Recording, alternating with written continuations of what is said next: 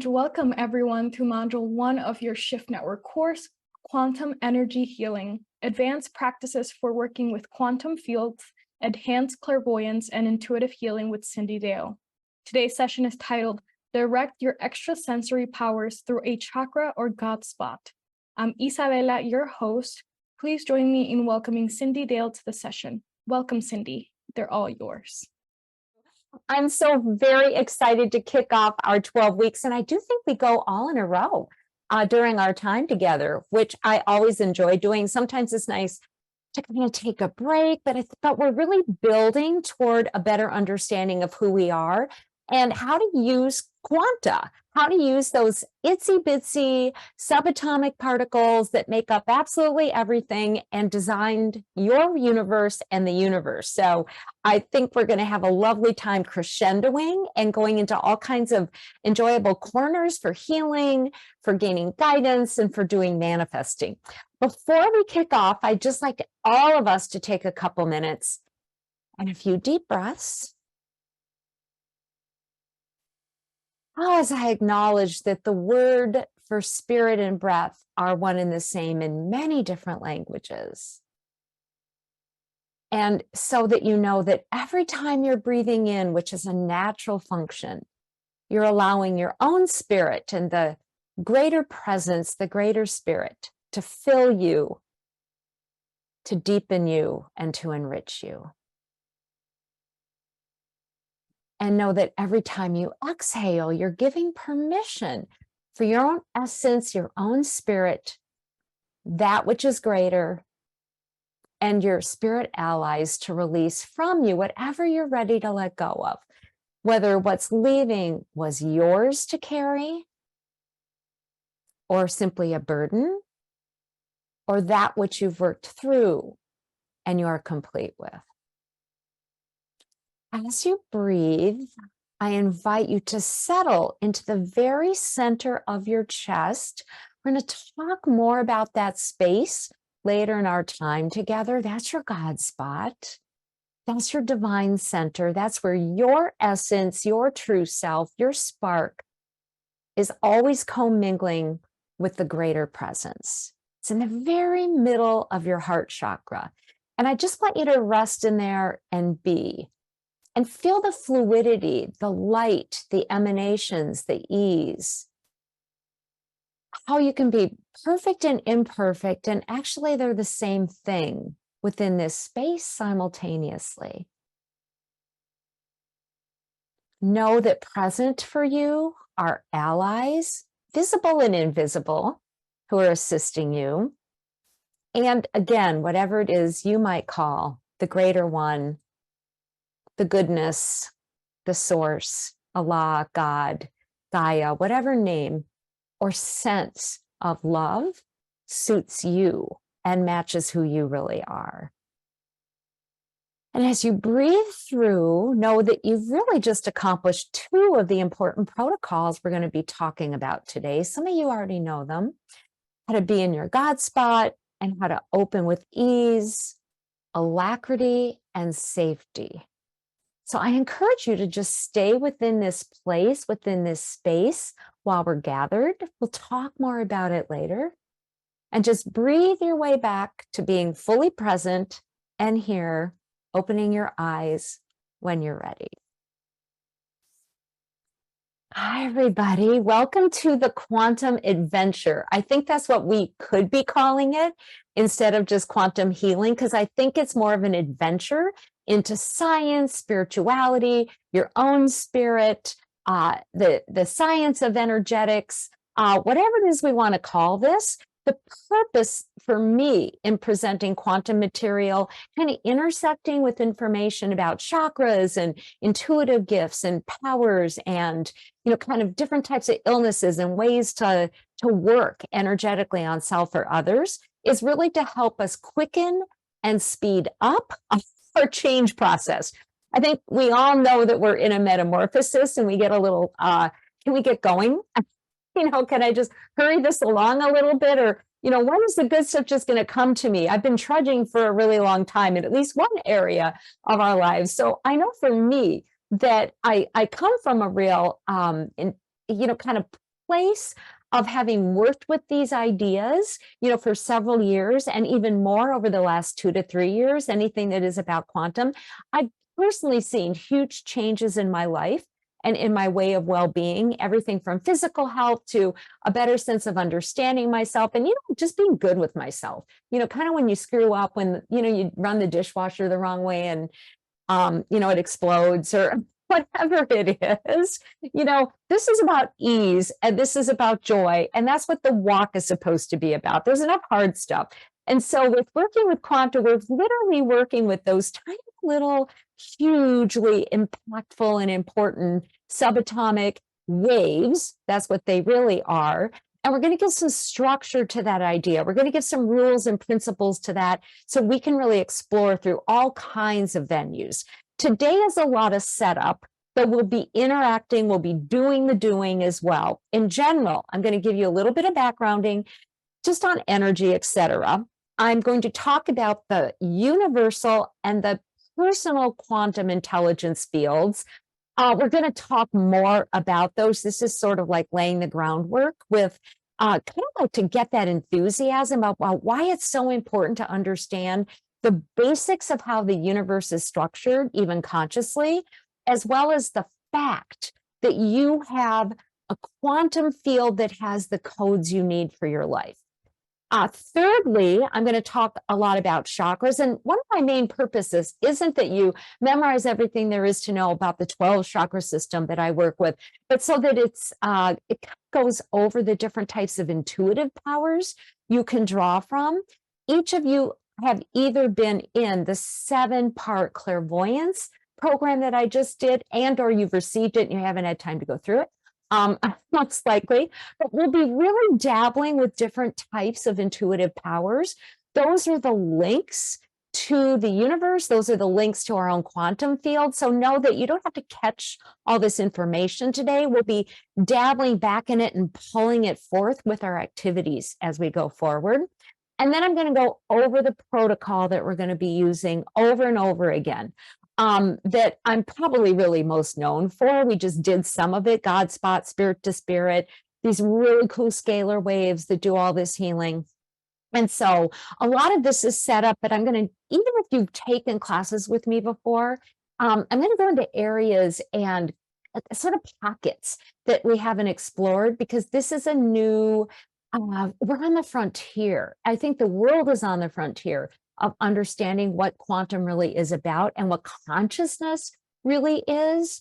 Not in the big kind of holy smoke way, like, oh, consciousness, I have to work hard, that's going to hurt my brain. No, in the sense of being able to expand and just be who we are and simply, kind of move energies between realms and worlds to affect change for ourselves and to support that in a positive way for others as well. So mainly, just as a background, this is the first of the 4 areas we're going to talk about today. Basically, we're working energetically. As a definition for me, energy is everything. Einstein said it. It's all been proven. It would be great if the medical establishment would realize this, because they do energy medicine too. But energy is information that moves. That's all it is. Everything vibrates. It's made out of frequencies. And it all is loaded with data or impacted by the data that's around it. 99.999% of all energy that you're made out of, that anything is, whether we can see it or not, whether we can knock on it or not, though, is subtle energy. When I was starting to study healing, we called it psychic energy. We called it spiritual energy. We called it intuitive energy. Now we call it subtle energy and or quantum energy. And that's what we're really talking about, is this super quick, fast stuff that's really hard for the measurements that we have for energy to really, to really perceive or tell us what's going on. But we know in our hearts that we're all subtle energy masters. We know that everything is made out of subtle energy, and subtle energies or quantum energy organizes everything in the physical universe. So if something exists in your life, I don't want you to blame yourself if you don't like it. There's so many factors for why something's here that we don't like. There's so many factors for why we may have a tumor or not enough money, or we're struggling with relationships, or whatever it is going in challenging ways or is really easy. At least 80% of most of our concerns are actually caused by other people's energies, to be really honest. But whatever it is that's not working, when we shift the subtle or the quantum energies, guess what? The physical world changes. It doesn't mean we can alter other people, though they might be more responsive, but our world, our lives are going to get better. So that's why we work with energetics. That's why we're really studying all this stuff and practicing it, so we can assess what's happening in the subtle realms, which are mainly just fields of light and sound. That's what you're made out of. You're huge fields of light and sound that go pretty much almost everywhere. That's why we're working with this, to kind of like get tuned into what's happening.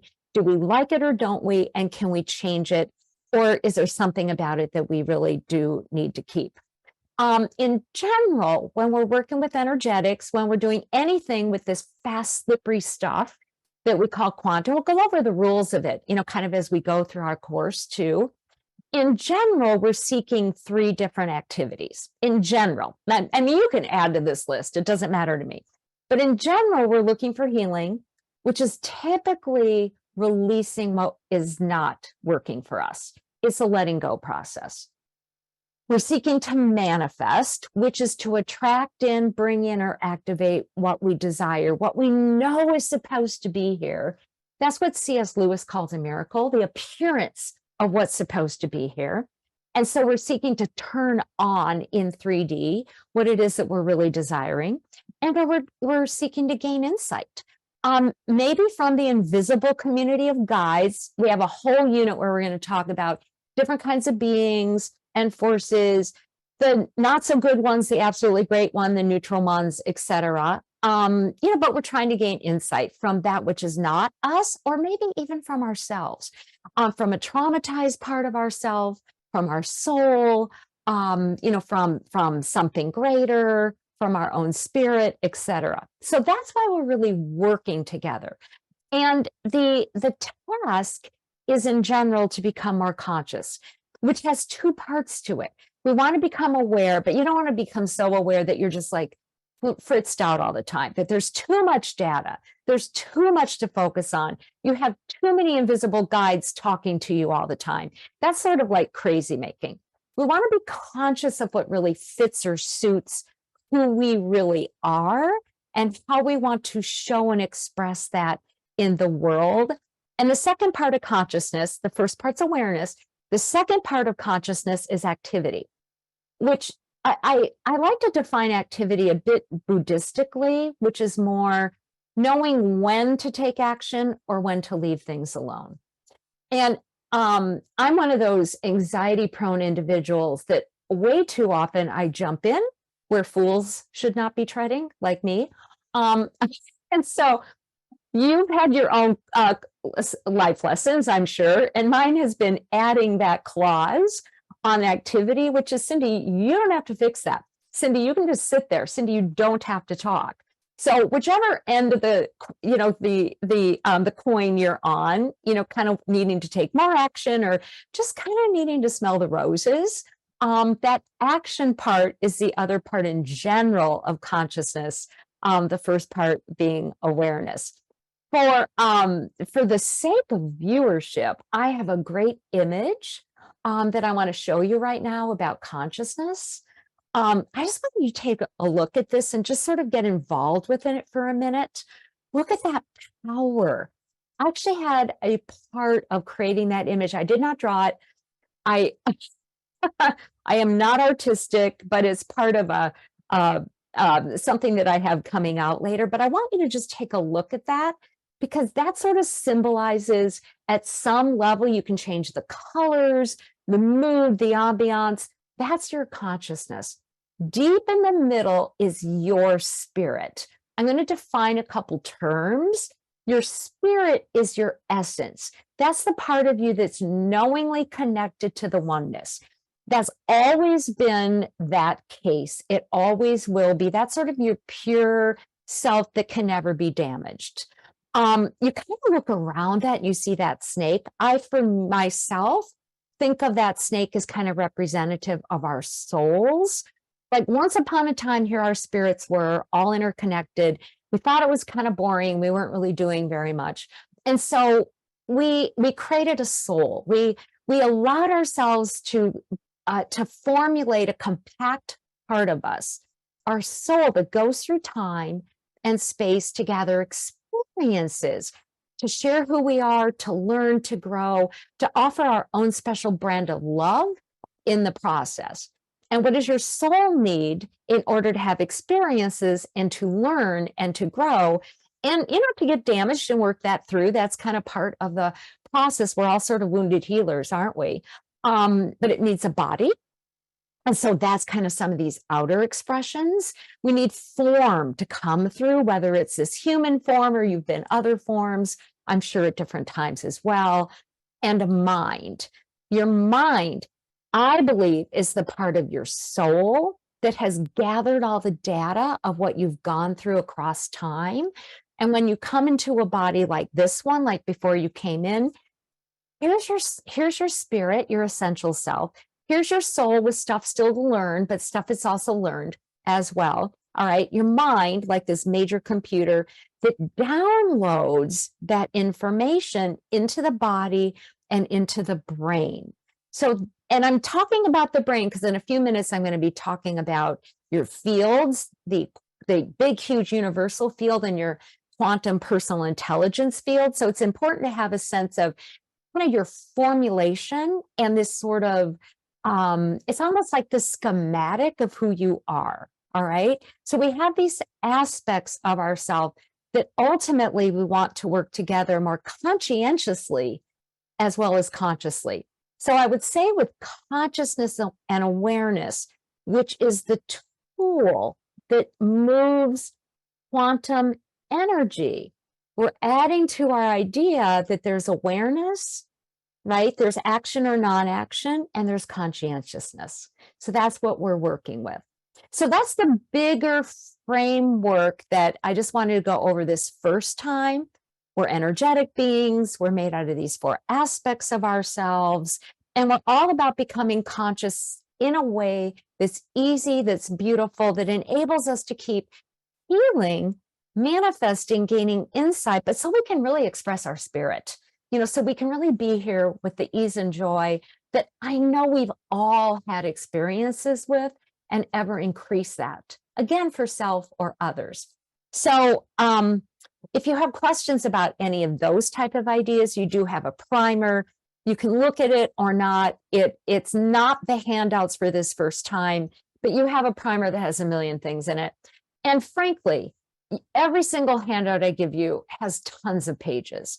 You do not need to go through all the handouts. You do not need to memorize all the handouts. You will not be quizzed. You will not be tested. I think some of us, though, love data like I do. And so it's there as backup. If you kind of wonder,